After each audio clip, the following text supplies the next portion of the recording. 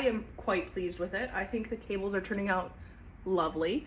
It's inspired by that old legend about how when fishermen went out to sea, the sweaters that they would wear would have individual unique designs to them, so that when their bodies washed ashore, you'd be able to identify the fisherman. That's definitely a bit of a legend, but that is sort of the intent behind my cables here, as well as the same color palette being that sort of raw wool look, despite this not being sheep's wool because I am allergic to wool. This here is the yarn, in case you're wondering. It is Red Heart Super Saver in Buff Fleck.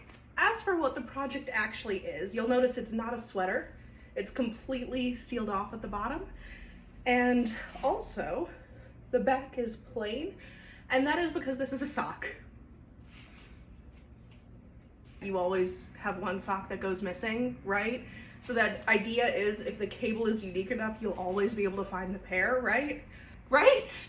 That's how it works. Also, I just like the idea of being able to get inside of a big sock. I can also go a little bit into my design in the front here. So I've divided it into a bunch of different sections so I can kind of design each one individually.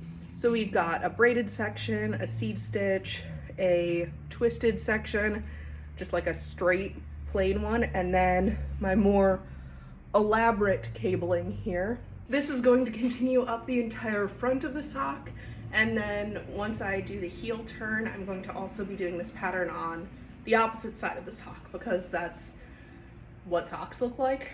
I've also left a little bit here. It's not perfectly divided in half, and that is so that I can add something in here after that heel transition that will sort of tie the front and back together a little bit better.